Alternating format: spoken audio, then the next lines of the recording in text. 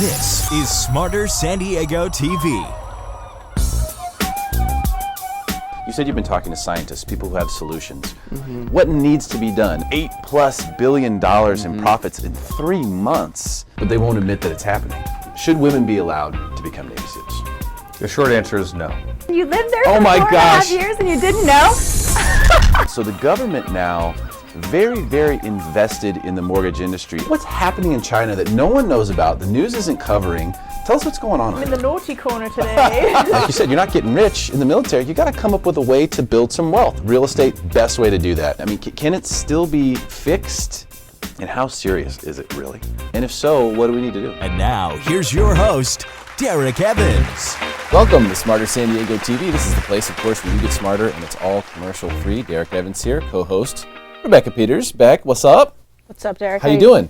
We are getting into the new age. We are hashtagging some stuff today. Yes. Are you excited? Sure. Okay. Yeah, let's jump on that bandwagon, right? Yes, let's get on it. So we're going to play a cool game today called I Gotta Know. And this is where you get the chance to ask me questions. I get the chance to ask you questions. Whatever we want. Nothing's off limits. Of course, it's got to be okay for TV. But other than that, we can ask any question we want. This is to get the show started today. So hashtag all of this stuff. You go first. What are you considering investing in? Okay. You got to know what I'm interested in. I gotta know, what are you considering investing in? Okay. So, in fact, I just did it this morning. I bought oil. Oh. Remember Steve Bick was on the show? Yes. Last week. Talked about oil. I bought oil this morning. And this is the reason why it's good to talk to people like that, and reasons why it's good to watch the show, is because you'll hear things like that, discussions like that with people who are really smart. And what Steve sort of reminded me of is that the floor in oil is about $15. Right now we're at 30, so the max you're risking is 50% of your investment, basically. And it's very unlikely that you'll even have to risk that much. So I took the opportunity, bought my first lot this morning. Okay. Of oil, bought USO. I would encourage anyone else who's willing to take the risk to do the same. Okay. All right. Very interesting. I gotta know, if you could bring one musician back from the dead, who would it be and why? Hashtag fave dead musician. I'm gonna have to go with Whitney Houston. Whitney Houston? Yes. Wow. My mom listened to her all the time. She could really Oh, belt it out there, amazing man. voice. My best friend is a singer as well. She has an amazing voice, and I just melt every time she sings anything Whitney Houston. I probably would have gone Anything Michael Whitney Jackson. Houston. You go. Your question. I do you gotta know? have got to know, and hopefully this is TV appropriate. What do you think about the new weed breaks? Weed breaks. I saw this story. Yes. This was a trending story, actually. And so in Colorado, apparently employers are encouraging their employees not to just take smoke breaks, but to take weed breaks. So go have a pot brownie or go smoke a joint. Okay. Here's the thing. As a manager, I think you have to do whatever is going to help your employees perform the best. Right. If I were to determine that it were legal, first of all, and good for the group to take weed breaks, then sure, Okay. take weed breaks.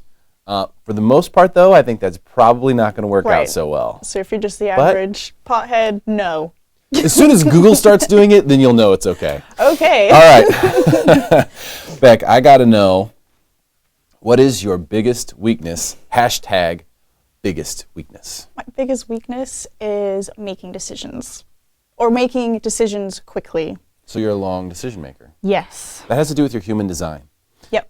In a couple of weeks, in early February, we're having Tahir and Bat and Aisha Suneja on the show.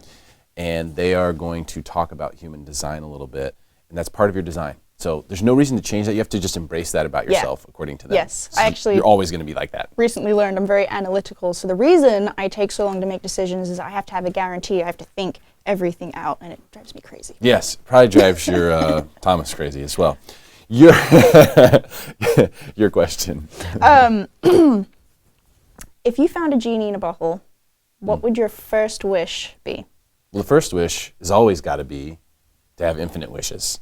But if the genie, for some reason, has caught on to that and wouldn't let me do it, then I would have to say that my first wish would be that, of course, I think this is obvious in everyone's first wish, that no one in the planet, no humans, no animals, has to suffer. Everyone can live and be themselves without suffering. That would have to be the first wish. I would probably go with something very similar to that, yeah. And then I would get billions and billions of dollars and all that stuff. Of course, yes. Okay. The last question I have for you. I got to know, if you could change one law, what would it be? Hashtag change one law. I don't necessarily know what that exact law is, but I think there definitely needs to be a change. And I think this is really important. Health is my, top priority. I'd like to see a change in the laws of the cosmetic industry. Europe, as many people know, have banned 1,400 different chemicals out of our cosmetics. In the US have 11. And I think that has a lot of repercussions for our health. Okay, cosmetics. So I'd like to see something with that. People say, oh, it's not a big deal because there's bigger issues, but how are we going to solve those bigger issues if we're not taking care of our mind, body, and making sure we're physically fit to take care of those bigger issues? Yeah, no, totally get it. And cosmetics, not something I think about very much, but I'll defer to you as the expert on that. So we have a great show lined up today. We're obviously shooting in the lounge set today, so this is a fun show for us, not in the normal studio. Yeah, we get to kick it back here. You'll be in the green screen room shortly. We have Nick Macchione today on the show from the county's... Speaking of health. Yeah, Live Well San Diego. That's all about health, about living well. So can't wait to speak with him. Well, it's time to get things started. I got to get my jacket on. It's time to start the show.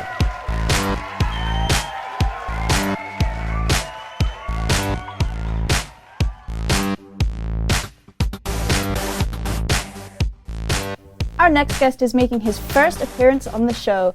Please welcome the director of San Diego's Health and Human Services Agency, Nick Macchione. There he is. What's up, Nick? How you doing, man? To be here with you. Good to see you. Yes, we've been sharing the airwaves on the radio, ESPN 1700 last couple of weeks. It's been a lot of fun. I've been learning about what you're doing to help San Diego, especially through the Live Well program, which is what you're here to talk about. Yeah. Very excited, and I think you said it best. It's about we and what, as a region, a number of folks coming together trying to get San Diego to be the healthiest, safest region in the entire country. Now, this is a huge deal because a lot of, every city wants to be safe. They want their, they want their residents to live well. But you've accomplished something that no one in the country has accomplished. I mean, you've got a huge organization. What, 6,000 people who work for you? That's right. Wow. Yeah, other places across the country, they're trying to copy what you're doing. So tell us, first of all, what's the secret sauce, man? How do you make something like this happen? Yeah, we're blessed in San Diego of having a region where people do care and working together. I mean, that's really the secret sauce. It starts with trust and working relationships, and then you get to amazing visions and strategies and so forth. But we were very fortunate in having our county board of supervisors, these are the elected officials, that had the trust to work together to say, you know what, we could do better as a region. We don't need to look to our state capital or to DC for the solutions. We have it from within. And it's coming together and figuring out what are those things that matter for San Diego to become healthier, to become safer, so we could be thriving. So let me ask you a question, because it seems like every time I look on the news, I hear something about childhood obesity being this epidemic and crazy numbers about the percentage of kids that are obese.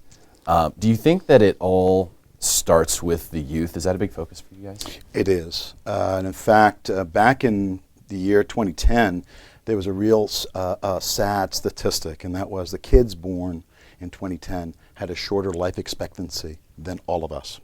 Wow. Now that's changing. But the wake up across the country was we have to do something with the kids. And you didn't have to look far but school and see in places like Chula Vista. I'll give you an example of it's the second largest school district in the state of California. There are now 30,000 kids in that school district. It's like a small city, right? Oh my gosh, yeah. But back in 2010, the Superintendent Francisco Escobedo and his board and their teachers looked around, and you know what they saw? That nearly half, actually 40%, but almost half, in some grade levels, 3/4 of the kids were overweight or obese. Wow. Kids were staying home, they were sick, they weren't coming to school to learn, which is the principal part of what education's about. So they reached out and said, they did all the traditional things they might do, but said, could we work together beyond the walls of the school with part of Live Well San Diego? We said, absolutely. And we came together, and they really were the leaders in this. But we brought in the community, we brought in our nurses and social workers, we brought in the hospitals and the physicians to give the education with their school personnel, and a remarkable thing happened. In a 4-year period, and it's still going on, it was a 13% reduction in the number of kids who are overweight or obese. 13 total percentage? Of the nearly, at that time, 26,000 kids. That's crazy. Wow. So you're talking about thousands of kids. Thousands. As the superintendent said, he would fill up an entire several schools with the number of kids that went into healthy weight. So I'm talking about kids that then started showing up, as the motto goes, strong body, strong mind. Yeah. Back in the seats where they need to be, learning, but very importantly, exciting around wellness, and then bringing it back like you and I talked about. How are they bringing it back to their home with And that's their the parents? thing. Yeah, it seems to me like we have to go to the kids, not just because the numbers are crazy about childhood obesity and things like that, but because I think parents learn more from their kids these days Yeah. than the other way around. It seems like at some point it's I was switched. going to ask, is this like a chicken versus the egg type of issue? Does it come from the parents, or should we start with the kids? It's a great, does it work both it's ways? a great question and thought there, because really it's collective impact. It comes at the same time. It's the kids to the parents. It's getting to the parents to the kids. It's happening where the parents work in their employment site. It's happening where the kids are going to the community center or their house of worship. It's all different places where we go. That's the magic sauce. How are we getting all the different sectors, businesses, schools, government, community, law enforcement, coming together a single vision around wellness? And when that happens, you're hearing it in many sites, reinforcement. So in Chula Vista, they had a hard choice, real hard choice. Their biggest fundraiser event was cheesy nachos. Right? Kids loved it. Not so healthy. Parents loved it. Had to go, right? Yeah. Yeah. So that they chose that. Now, what was interesting is it was a tough choice. Yeah. But that first step actually made them part of that whole journey on wellness. And the kids were going back to their parents saying, hey, Mom, hey, Dad, we can't be throwing all this cheese. Maybe we got to use yogurt. So the parents started thinking, okay, if my kid is saying that, I got to do it. So then we started seeing movement. And by the way, not just the kid and the parent, teachers, the administrators. So it was a whole collective impact, the community. And that's what's exciting, is that what happened in Chula Vista now, we develop a tools for schools, lessons learned, and small steps leading to big efforts, big outcomes. We're sharing it now with all school districts. We have 650,000 school-age kids in San Diego. Oh my. Not all of them overweight. How many school districts are there in San Diego? 42. 42 Oh school my districts. So you're gosh, taking what you wow. did in Chula Vista and extrapolating that out to Yeah, the 42. and we're very blessed because we have phenomenal people like that superintendent, Escobedo, who with us developed this tool for schools, and we went to the County Board of Education, who are partners, by the way.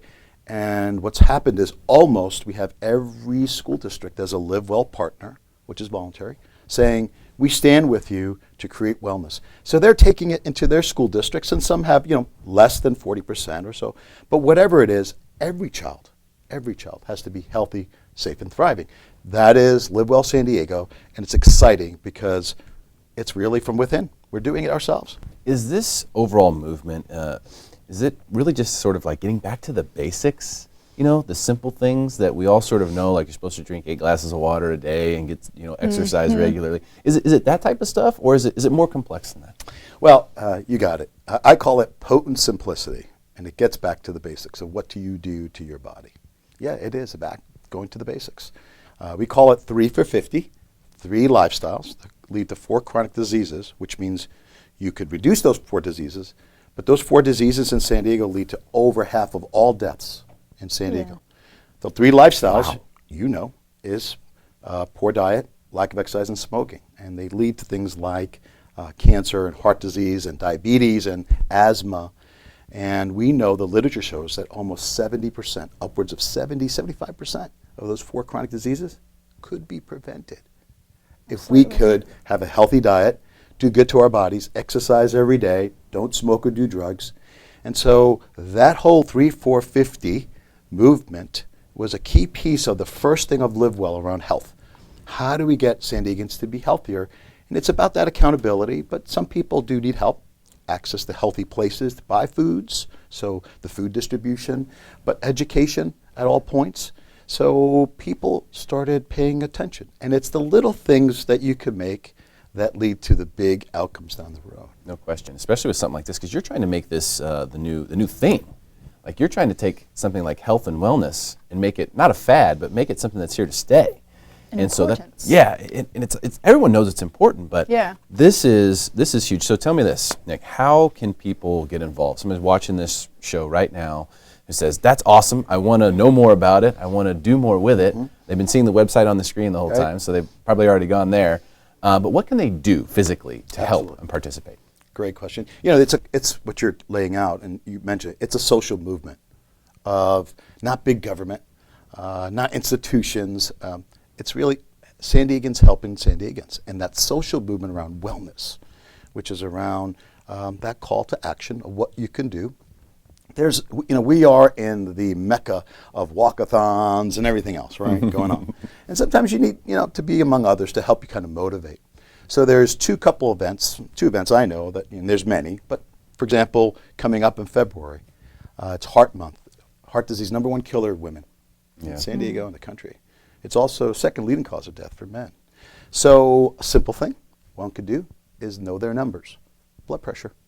So I'm on Valentine's Day, and it's on Sunday this year, so we're going to do our event on February 11th. We do a big event called Love Your Heart. We started this about 4 years ago with Supervisor Ron Roberts, and who led that as his call to action for his state of the county. We started 4 years ago. We had 1,000 people who voluntarily throughout San Diego took their blood pressure. So we said to people, if you love someone enough to give roses or chocolate, and you got to be there for them in the long haul, it means you got to know your own health, know your numbers. Let me fast forward it. That last February, nearly 21,000 San Diegans took their blood pressure. 88 sites we had throughout, all voluntary, all free. Made it easy, made it the easy choice to do, right? In an 8-hour period. The exciting thing to us was, it was a movement we saw collective. So this February 11th, take your blood pressure, but not just once. Get it going, and then keep up with it every month, right? But we have other events like the Live Well 5K. That's going to be on July 30th. Real fun event. Nearly 4,000 people are going to hang out at the waterfront park, do a nice walk around the Embarcadero. But it's providing education to families. It's giving them that access to knowledge, really, and those choices. So there are many more events, and the issue is take note of that. Take that first step in doing something to improve your health and that of your loved ones. Join the movement, highly recommend it. Obviously, everyone wants to live well. This is a great way to not try to reinvent the wheel, but to get on board with the program that's working the best of any in the country of its kind. Nick Macchione, really appreciate your time. Thanks for coming in today. I'll be here with you. Thank you. Stick around for more Smarter San Diego TV, where we guarantee to make you smarter than everyone else, commercial free.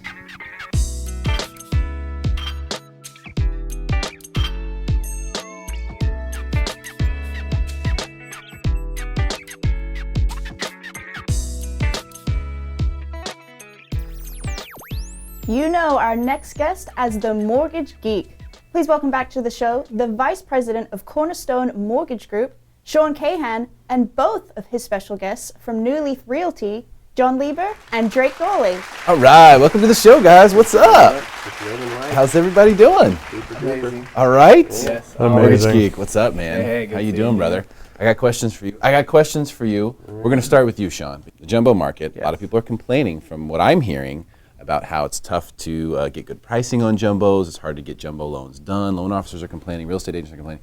Tell us what you've got at Cornerstone and what's going on out there. Well, I'm glad everyone is complaining right now because they should come over to Cornerstone Mortgage Group. We're #1 in Zillow pricing right now on our jumbo product. So for San Diego, so we're getting a lot of telephone calls right now. Our average closing, I just did a purchase for a jumbo in 21 days, start to finish. It was not a clean deal. It was a simultaneous purchase. So it's all about structuring the deal. It's all about delegated underwriting. And also it's all, having the backing of hedge funds too to get that non-QM product that everyone has complained about. They can't go to the big. Non-QM We have jumbo. non-QM jumbo that up to $2 million, like cash out 1.5 million at a decent under 5 product. Wow. So, and we can do a 30-year fix and a 5/1 arm. I just have to ask, for an average Joe Schmo like me who is not very well versed in loans, Okay. explain what a jumbo market and a jumbo loan, or give me an idea of what that is. Okay. So great. So in San Diego right now, anything that is above 580,750 loan amount is considered jumbo. What the great thing is that we do delegate underwrite for Wells Fargo for their jumbo, and they allow us on the 417 and above. So sometimes we actually switch a product, even though it's like an agency or like a Fannie Mae product of below 580,000. We'll switch it to the jumbo because sometimes that jumbo pricing is actually better than agency. That's incredible. Never heard of that before? So they're the only ones, and then that allow us. Chase and everyone else went up to the 580,750 last year, but Wells Fargo still allow you to do that. Wow. So it's really, you can kind of go back and forth and kind of play the market. Fannie Mae will move every single day. We sometimes get pricing adjustments like 1, 2, 3 times a day. Well, a jumbo product, a true one, won't really adjust their pricing. So sometimes you'll take advantage because it's a slower moving product. That's great stuff. Do you see why the Mortgage Geek? That's why. That's why he's the Mortgage Geek. He knows everything about this stuff I know, every like- time. Sorry, Dad. Great stuff. So if you're having jumbo problems, guys, the solution is sitting right He's here. the man. Right. Sean Cahan, the Mortgage Geek with Cornerstone Mortgage Group. So New Leaf Realty on this side of the room. Yes, sir. You guys are East County experts, I would say so. Yeah. right? I would say so. Now, here's the thing with East County, and Sean, jump in at any point if you have input. It seems as though it's growing very rapidly. And I wonder if this is because, is the beach played out? I don't think so, but it's gotten very, very expensive, right? And so you see people kind of gravitate towards the more affordable stuff, which has been East County, and that's starting to change a little bit as the prices are going up. So I want to ask you both this question. Is it the case that East County prices have gone up too much, too quickly? I don't feel they've gone up too much, but I know they have gone up quite a bit. The reason being, mainly, I believe, is because the market took such a hit out there, and the pricing had gone down so low. It's grown. It was recognized as it's grown the second highest in the county for increase in value. Okay. And it's, I think, because the pricing was so low at one point that it's gone up, So much. so much. But there's still a lot of affordability out there. The school districts are great. I mean, if you look at the school districts now in comparison to some of the other areas, they're 8s, 9s, and 10s again. I think it has to do a lot with that Common Core curriculum that a lot of the schools have implemented now. Yeah. But yeah, I mean, I love working out in East County because there's a lot of opportunity for new home buyers and younger families that are getting into first-time buyers. But they have more options out there that are realistic. You can still buy a house, for $350 single-family home, from east of La Mesa. Right. But in most areas, the median house price is like $576 or something like Yeah, that. no kidding. So, Well, you said La Mesa, John Lieber. Yeah. What about La Mesa specifically? Well, one of my buddies always says East County is San Diego's best kept secret. Yeah. And so I think it's true. People are catching on. And interestingly enough, East County is very affordable. It really is. But La Mesa in particular, I was looking at the stats and it's like, wow, the average price in 91941 La Mesa is over $700,000 right now. Wow.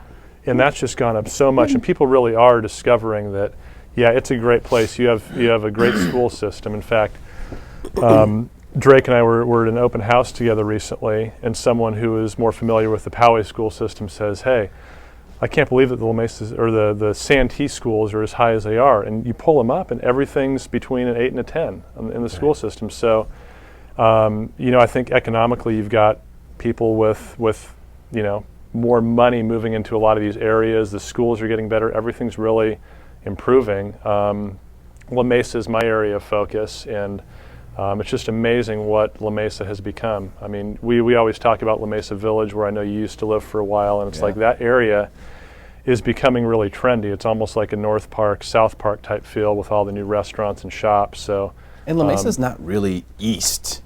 No, Central, it's yeah, more it's very central. the cutoff where you'd consider East County, the border would be San Carlos and La Mesa. So you're more or less one zip code or one street from being Central San Diego. But with the average price at $700,000, Sean, they're going to need some jumbo loans out there. Yeah. It sounds like.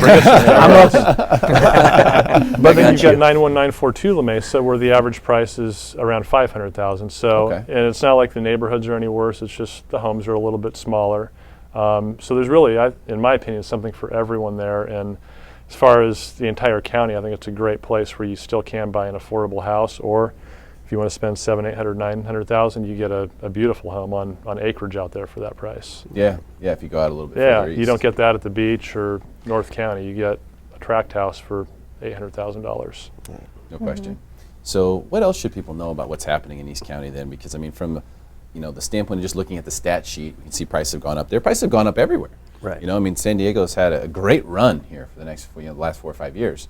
What do you sort of expect, or what would you think is in store over the next year or two for East County? Well, first, New Leaf Realty going big. 'Cause There you go. We both left big brokerages and joined up, so that's That's the first thing. So the wrecking crew is tipping in point, town. domino. The first domino is down. exactly. No, obviously our goal is to create a lot more brand recognition and exposure out there with New Leaf. I think what we're both building and the accomplishments that we've done on our own and now hopefully together, it's going to be a good business to go to, or a good group of people to go to when you're ready to either buy or sell and move forward from that aspect. Yeah, I don't see any sort of big decline, even with the Fed raising interest rates. It's like there's still such a demand in San Diego County, and the overall inventory is the lowest I've seen it since I've been in the business. I mean, it's just amazing how few homes there are out there, and you see it picking up a little bit after the first of the year, but it's just so unlikely that we're going to double our inventory or have that many new homes come on the market. There's going to be a demand in San Diego. And it's not going to change in the next 2 years. I think we're going to see a steady increase, and I think prices will just not as much as they have in the last 4 or 5 years with the year-over-year gains, but I think they're going to stay steady. And I would project like a 5% per year increase over the next couple years. That's pretty hefty. When you're starting at 700,000 price point, That's good. I don't have a calculator, but I got Sean here. That's last year. Exactly, 35,000. Year over year was 10% last year, and it didn't really even feel like it. So. I know, but 10% is a lot, though. That's the thing. You start looking at these big numbers, and you say, "Oh, we're up 7% or 13% for the year." That's a huge. big dollar amount. Well, I actually had some clients yesterday that I was showing properties to that were from like the East Lake, Chula Vista area, and that area, that were military, that were moving out east because they wanted to get rid of the Mello-Roos, and the affordability was within their price point. So, to your point, I mean, yeah, I think there's a lot of families that are starting to recognize that and gearing away from all the Mello-Roos and the expenses that go to really nothing to benefit them. And the schools are considerably better now. A lot of the schools have improved just over the last few years. All right, great stuff. Well, hey, really appreciate New Leaf Realty. Absolutely. New Leaf Realty team coming on the show today. Thank you guys very so much much. for being Thank here. you. Sean Absolutely. Cahan, thank you for bringing them. Really seeing appreciate all your insight and all your great work on the show. Stick around for more Smarter San Diego TV, where we guarantee to make you smarter than everyone else. Commercial free.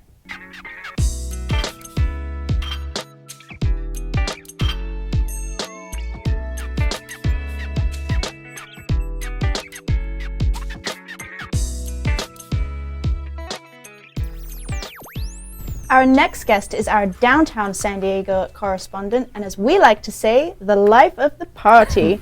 Please welcome back to the show real estate expert, Nicole Hazleton. There she is. Those are some big shoes to fill. Yeah, right? You have to be the life of the party now, so you got to get going. Well, it's downtown. It is downtown. It is downtown, so you got to know that's an association people make, right? It's pretty vibrant. Party town. Yeah, yeah. Today we want to talk about investing in downtown. Okay. So I know there's some safer versus some riskier investments down there.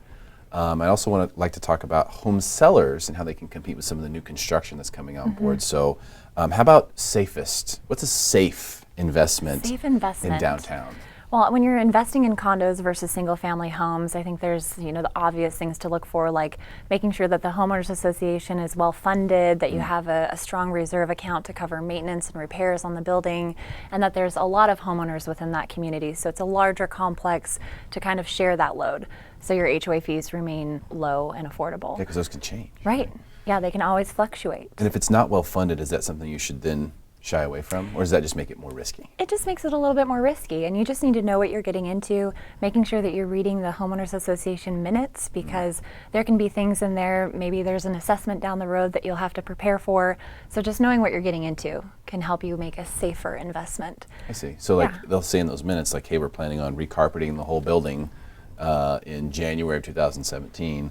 that's going to add to the cost and therefore add to the HOA fees that year, right? Right, or making sure that that can be covered within the budget that's already existing. Okay, gotcha. Yeah. That's great advice. Yeah, and just even if you're financing conventionally because you're an investor or financer, but knowing what the financing terms are within the community, so if it's FHA approved, if it's VA approved, if there's inventory within that building later for sale, there's not going to be a stagnation of inventory based on the financing type. It's not going to limit the type of buyer that can purchase within that type of community. So within the HOA documentation too, just realizing what the rules and restrictions are, knowing what the minimum rental length terms required are. That's a big one. It's huge because if you're purchasing as a residential rental and you're renting for 6 months to 12 months, that's fine. But if you want to do some type of vacation rentals, that's a little bit more challenging downtown with all the rules and restrictions. Plus, I remember the guy from the Mark who got fined $100,000+ for using his condo as a vacation rental. Right. And he just sort of ignored the HOA. Can't do that. Right, because the homeowners associations are more savvy now.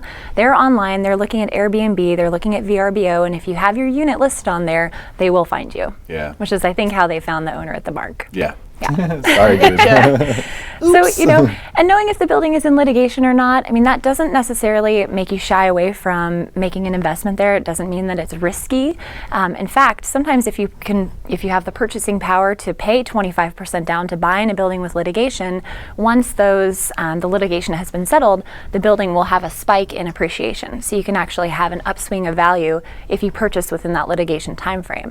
So knowing that too. It's called litigation speculation, right? There's guys out there who do that just on purpose. Right. They look for buildings that are in litigation. Right. Deals. They're like, it's a sale, man. Yeah. I'm going to buy in there. Well, and you look at communities like the Renaissance in the Marina District, for instance, a couple of years ago when they resolved their litigation, their HOA fees went down because their HOA was so well funded. Wow. Yeah. That's awesome. Yeah. That's amazing. So is there any building that you would say is a safe building to buy in downtown or a risky building to buy in downtown? I would say as a safe investment, if you're financing your first investment, if you're a first-time investor and you're financing your first investment property, something to keep your conventional loan limits under 417, you're going to be looking under $550,000, which is well within the median price point downtown. If you're looking at 2 bedrooms within that price point, because 2 bedrooms will rent for a higher price, you're narrowing down to about 100 active units on the market. If you're looking at 2 bedrooms and 2 bathrooms, and you're narrowing down to 25 units on the market.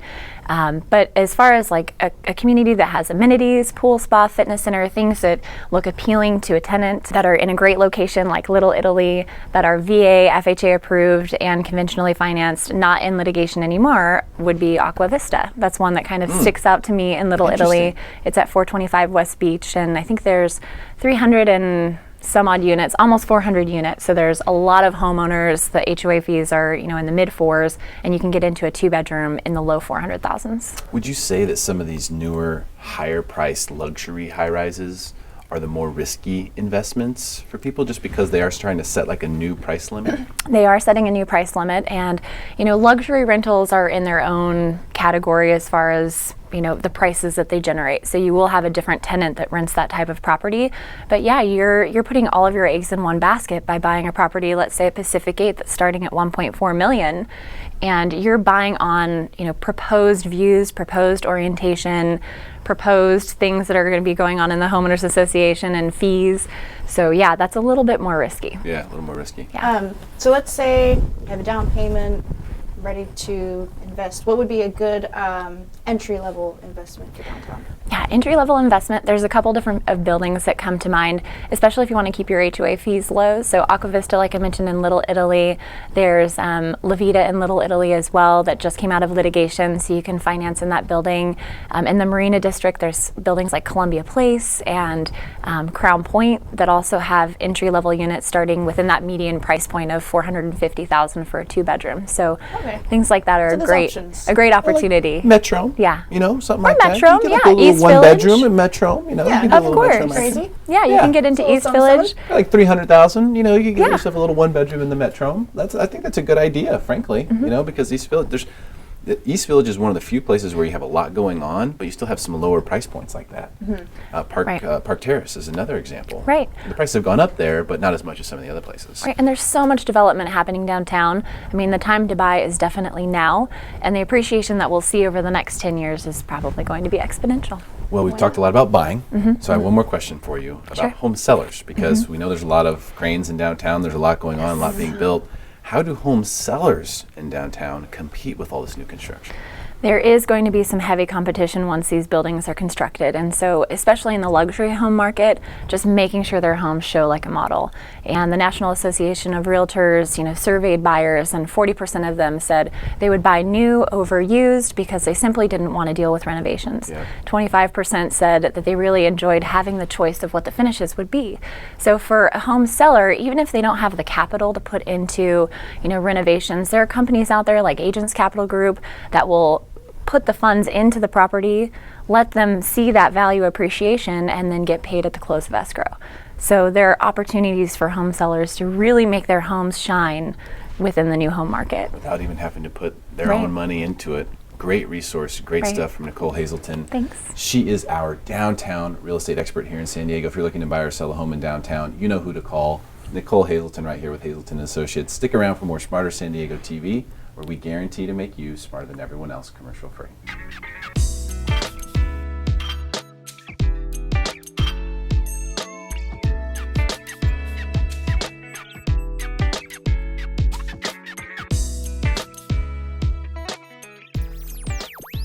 Welcome to the Real Estate Debate, where we debate the hottest topics in San Diego real estate.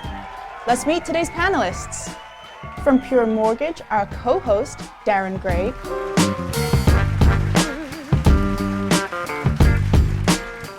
From Coldwell Banker Point Loma, Sean Drummond. From Coldwell Banker West, John Fleming.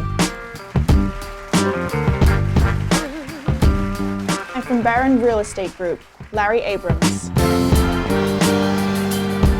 All right, welcome to the show, guys. Thanks for being here. Really appreciate your time. Co-host Darren Gregg, what's up, man? Not much. How you doing? Great to have you here for the first time. Thank you. I'm excited. Yeah, it's good stuff. We have a great group here. And of course, a very interesting discussion is always going to ensue on the real estate debate. So I'm going to start with you. I'm going to ask you the question first. You're the only mortgage guy in the room. All right. Right? Okay, we got 3 real estate agents in here. You're the only mortgage guy. I'm the only TV host, right? You and I are kind of on our own little islands, right? All right, perfect. So now, with regard to investing in San Diego real estate, this is the topic of discussion today. Is it a smart time to invest in San Diego real estate? What say you? It depends on what you say by investing. Does it mean buying a home and holding it for the next 20 years and living in it? I think that's a great opportunity. I think some of the flip stuff is probably dried up. So if you're looking to make a quick buck, I don't know if it's necessarily the right time to do that. But I think it's always a good idea to invest in real estate in an economy that's growing and a market that's growing. Okay. So you say, yes, it makes sense if think you're buying for the long haul. Absolutely. Okay. Larry, I know you got an opinion on this. Of course, I always have an opinion about everything. I mean, it just goes to what are you looking for? I mean, real estate is always an investment, short-term, long-term, tomorrow, yesterday, whatever it is. It's always a piece of asset that not necessarily depreciates at the value of most other things like stocks and commodities and bonds like that. So whether it's now, tomorrow, in the future, I'd say, yeah, real estate's the best investment you got right now. So, Okay. Really? yeah. San Diego real estate right now, even though we've been up years and years and I years mean, in a row? we're going to go up and down, and I mean, there's always things that are going to affect the market to a point where, is it really make sense? Like, for example, the Chargers leaving, that's going to hurt the market because we may lose 1,000 people out of the city selling their homes. But on the reverse side of that, we're one of the best cities in America, and people want to live here no matter what the cost of living is. So You can absorb 1,000 homes in no time. That's yeah, but we can. But I think at the same point, it's when you lose that kind of workforce or Yeah. that amount of people at one fell swoop, it affects the market on a larger scale. Even though we could use that inventory. Yeah. I mean, That's what the question of the day should have been today, right? Like, are the Chargers leaving? Is that going to hurt San Diego real estate? I'll have to think. I'll have to think about that one. Well, I mean, I think it affects everybody. When you look at it at a global scale, it doesn't just affect San Diego. I think it's going to affect everybody because, we tend to start trends in California. We don't necessarily keep them going as well as we should, but we start trends that the rest of the United States kind of follows. Yeah. And so when we lose something on that grand of a scale, it's hard to then recoup from that and set a trend that everybody wants to follow. Because who wants to follow a city that can upkeep something that's so profitable to a city? Yeah, very true. Kind of like your socks, Thank like you. people in Missouri will be wearing those socks 2 years from now. Sean, what do you? Everybody's going to wear those socks, right? So To match your shirt. what do you think, man, about investing? Being an investor in San Diego real estate? An investor in San Diego, I think it's a great time going with the mortgage guys because rates are so low. I've been doing this since 1991, and I thought 7% and 6% were great rates. And what are they now? 3s and 4s? Yeah, absolutely. Absolutely great. So I say for a person who's going to buy for the long haul, you don't want to look 5, 7, 10 years from now and go, oh my God, I could have got a 3.5% rate because I waited. I thought the market would change. So buy. You're going to have a great payment for a long time, and obviously call my man right over here to get a loan. But for a flip, those are very hard to find right now. I've been doing those since buying at trustee sales in '99. So the lower end flips are definitely difficult to find. But for a long haul investment, definitely San Diego. Okay. Because we are an island. I mean, we've got an ocean on one side, Mexico to the south, a desert, and LA to the north. And Yeah. who wants to live in LA? Not me. Because we're all in San Diego, right? For a reason. John? I agree with everyone, pretty much. Depends on what you're looking for. I do believe if you're going to invest, you want to take advantage of the interest rates. You know, there's a lot of investors out there that buy properties cash, and I don't think that's the time to do it right now. I think you take advantage of the low rates and you hold on to the properties. I think we have a pretty healthy market, and I think it's going to stay healthy for at least a few more years. At least a few more years Yeah. of this, you think so? Yeah, I would piggyback on that because the Norris Group came out with at the end of 2015. They're the ones that do San Diego real estate in Southern California. And they do it as like a comp, like a house. You use like 10, 12 comps when you can do a housing, valuation. Well, they came out with 12, and 2 showed that we're at the top of the market. The other 10 said that we're at least 24 to 48 more months before we get anywhere close to the top of the market.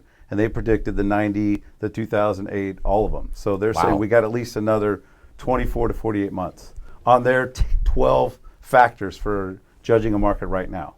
And that was December of 2015.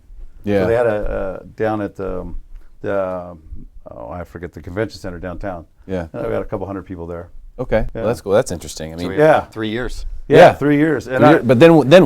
That's my question. Then what happens? well, then we They're adjust. actually We're all over. actually saying the cyclical peak will be in like 2020, Yeah, I would go Okay. with that. Okay, so 2020. and it's based off of employment. Yeah. They're saying that it's recovering now, but the peak of that will be probably 2020. Well, see, I wonder if employment even matters anymore in San Diego. Have you noticed that? No. Look, the median incomes have been going down. The prices have still been going up. I mean, from a global, this is a global destination now. Yeah. And so I think there's a lot of money coming in from elsewhere. Have you guys been seeing that? Yeah, I Sure. just think Yeah. 2015 was the biggest tourism year for San Diego in San Diego's history. I think there's a lot more people that are talking about San Diego around the world, the people that are noticing San Diego. And I think that gets people here. They want to buy second homes. They want to buy investment properties. They want to move here. It just opens up the door for a lot of new people coming to the city, regardless of jobs here in San Diego. Well, my question also is, with the redevelopment of downtown and what's happening in Little Italy and downtown, with the amount of buildings and high rises and the large scale projects that are going up down there, do we have the infrastructure, jobs, economy to support that many more coming up in the market at that level of pricing that they're asking for? I mean, we're talking about $2-3 million condos for 2 bedrooms down on Embarcadero. Yeah. Well, I mean, a lot We're of going to get to New York prices here soon, and I just don't know if we have the economy centralized with people like the biotechs and all those people starting to source work outside of the state because of the limitations that we have within the state as far as taxes and everything. Are we going to be able to support that? Because it happened when they rebuilt downtown by East Village, and we saw what happened when those all went vacant for 3 or 4 years and dropped the pricing. So I don't know. I'm kind of wishy-washy about what happens with the future of downtown. Okay. Well, that Just questioning downtown. But a lot like BRIC, Brazil, India, China, and Russia, they're all investing here because it's safe. They don't worry if it's going to go down. They just don't want. They're not worried that they're not worried that our government's going to go under, like their government turmoil. So they're bringing a lot of money in here. That's what we market to a lot. But it's interesting downtown, like you say, like how many people can afford a $3 million concrete box, right? There's a lot of them. But I think the variable will be vacation rentals. Like you were talking about, all these people are coming here. I buy a $2 million condo. I don't care if it cash flows. I just want to pay the taxes, the insurance, maybe make a little money. But I know if I live in China and I got a couple $1,000,000, San Diego.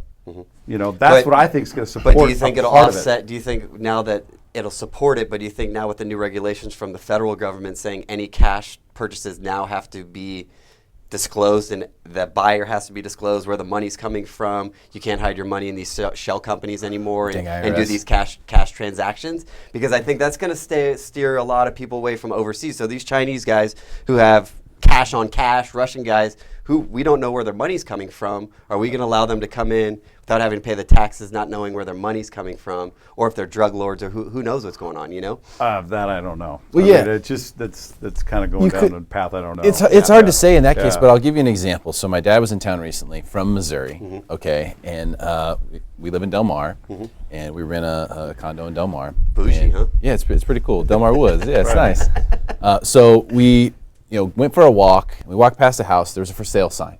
He said, all right. He grabs the flyer, looks at it, $2.7 million. Right. Now, in his mind, that's impossible. That's unheard of. There's not a home for sale in Missouri for $2.7 million. You can buy the state. Yeah, you could buy all the houses. Right. So, to him, it was like, who could possibly afford this?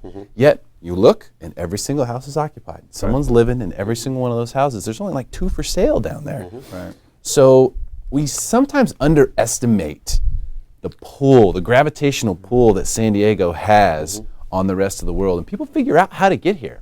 And there are a lot of high-paying jobs. I mean, I think Qualcomm's important for San Diego, of course, in real estate, more so than the Chargers are. Oh, 100%. But the question is, at what point do we get to the end? Is there an end? That's the question. Do we run out of those guys? Is that $2.7 million house going to be the first one that doesn't sell? We never know But that. then what happens then? Does the market go down 5%, or does it go down 30% again? And that's the thing that scares people that have lived through the collapse. Yeah, I don't but think I it's don't going know to if we hit can- that because people are buying homes that they actually afford now. See, that you make a huge point, because when the question is it a good time to invest in San Diego real estate? So if that's the question, you have to look at what's the risk. Yeah. So if you're looking to make an investment, right? What's the risk? What's the potential reward? Right. So maybe that's how I should have framed it. Is it risky? Now, is there risk in this marketplace? There's less. I want to le- touch less on risk. your downtown. The trend now is actually the younger people are now going into the urban areas as opposed to the suburban areas. So the trend I'm seeing, and actually I'm jumping on board. Really? Is to move into a more urban area like downtown, Little Italy, even South Park, North Park. Those are more metro area. So I'm seeing that, and actually I was reading up an article on it as well. Yeah. It's more fun there. Where are you going? Where are you moving to? I'm looking in the South Park, North Park, South Mission Park. Hills, Oh, yeah. Bankers Hill area. Okay. Yeah. A lot of people looking in that area. Yeah. And seeing that's the thing. A lot of people know a want good it. agent. There's only so much of it. Yeah. That's the thing with San Diego. I mean, I think we've really got something here, and I think the world is just starting to catch on to it. One of the things that San Diego has that also is not talked about very often is the weather pattern is strange. It's like our fall comes late, our summer comes late. So people come here in like November or December, and it's 75 and sunny, and they're like, oh my gosh, this is just unbelievable. I mean, my parents do it, Right. It happens. Right. So that's one of the things that's sort of underestimated in San Diego. But I think if we're looking for risk, that's the question I think we need to sort of identify. We're trying to pay off that question. Is it a risky time to invest in San Diego real estate? How much risk, I'm going to go around, how much risk do you think is in this market, John?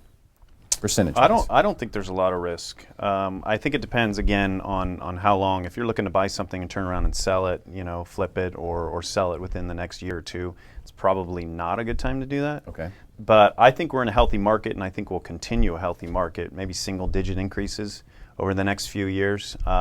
So I believe it's a great place to put your money. Okay. John? I believe it's a great place because the lenders are actually qualifying people, unlike the last go-around when we crashed.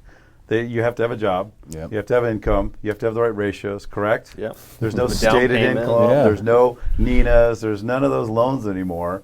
So the risk is very minimal in that fact, and plus rates are so low. So I think it's a great time to buy, because it's low rates and no risk, because you can qualify for that house. Okay. He thinks there's less risk. Darren? I think any investment is a risk involved. Whether you buy a stock, whether you buy a house, anything, there's a certain amount of risk no matter what. You can't control, if you buy Apple stock, you can't control if the CEO passes away like Steve Jobs. I mean, things happen. But in a market like this where it's starting to get known around the world economy is really shrinking. There's a lot more money coming into the U.S. because of that, and I think San Diego is a great destination for a lot of those people. For a lot of that money, huh? Yeah. Yeah, that would make sense. That's what we've been seeing, right? That's Larry? why downtown, Bring the because they're money. not gonna. People don't want to own a single-family home. They'll live in China. They want to own a condo. Yeah, they don't have to take care Well, of with it. the rental rates being as high as they are, I mean, your mortgage and your rent is usually around the same price right now. You know? Yeah, very true. Seeing a lot of So- people, if you have a down payment, a lot of people are able to buy these places and cash flow them right away. Put 20% down, investment property, and boom, cash flow because the rents are so high. How much risk is in this market, Larry? I know you should be straight here.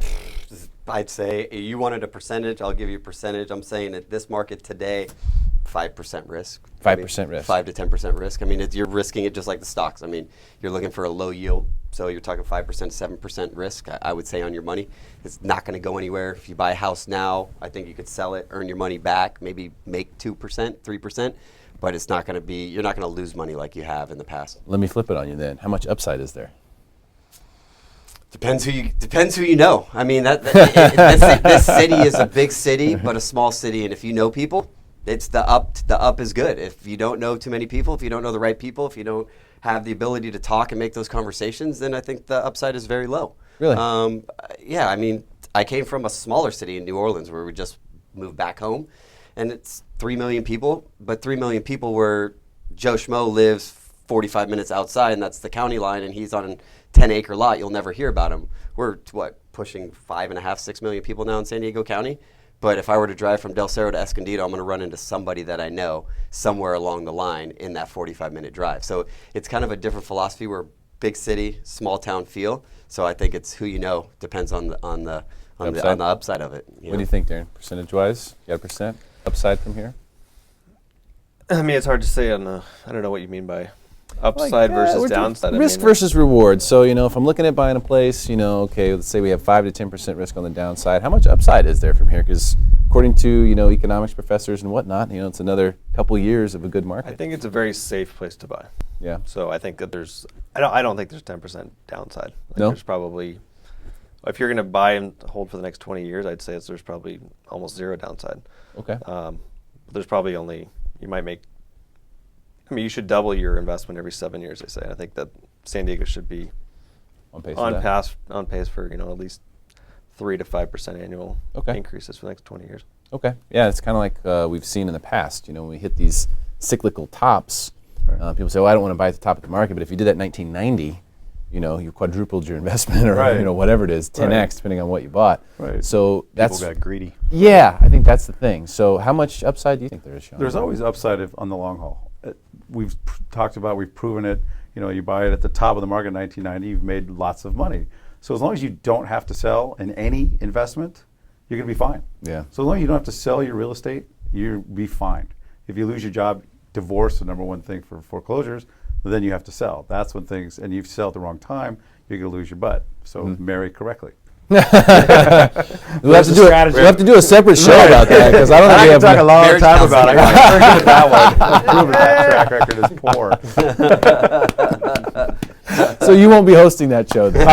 I could host that. What not to do. The do's and don'ts. The do's and don'ts. Mostly the don'ts. Of real estate and marriage, right? Right. I have to sell again.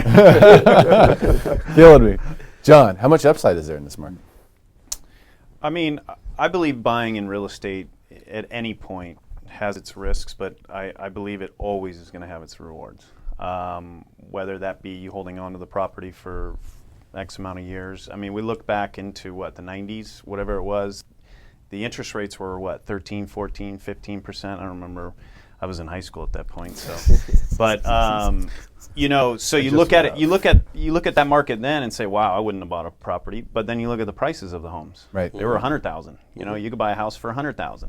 So I mean, it's always a great time to buy a property. There's times that are better than others, and there's also pockets of San Diego that are better than others. Mm-hmm. Great point. There's an area down by me that went up 20% over last year. When you say down by me, you mean South County? Should I tell everybody? They might take their investors. No, Imperial Beach. Imperial Beach is the area I'm talking about. Well, I agree with you. Between Imperial Beach and Oceanside, last two beachfront properties in the California coast that you can still find property for under $1 million. Yeah. Yeah, where are you going to find that? Yeah. They've Well, always in- been a deal for Yeah. 30 years. Yeah. It's always going to turn. IB and, you know. Imperial Beach there's is a little great area bit. because you have the military right there. Yeah. Totally. Everybody from the military is trying to get. They're actually getting pushed out because Of the money. Yeah.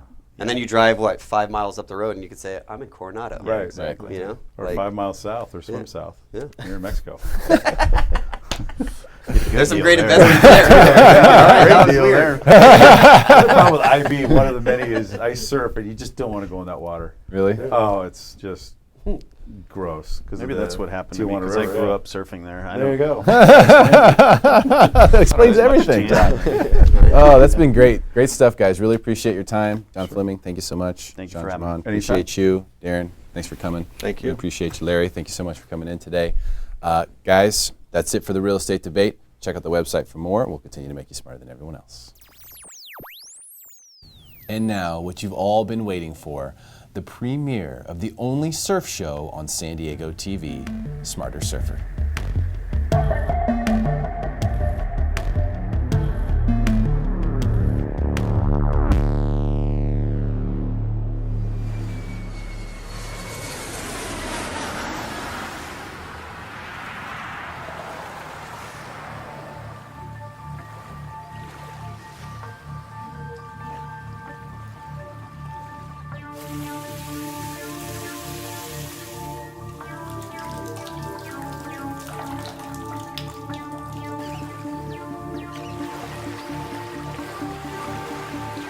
Do you remember the moment?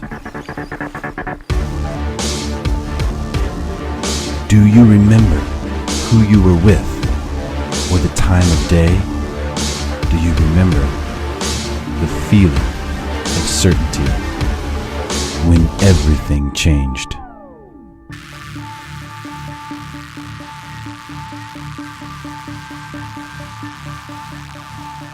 Do you remember the journey and all of the people along the way?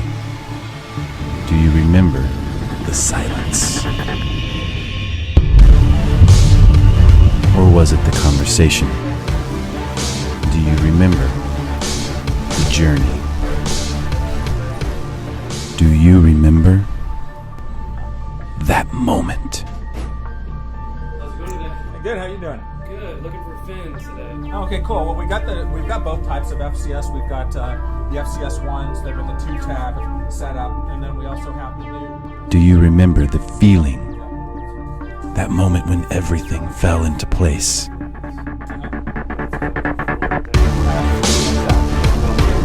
Oh, that's awesome, Chris. Thank you. Yeah, no worries. Do you remember that moment?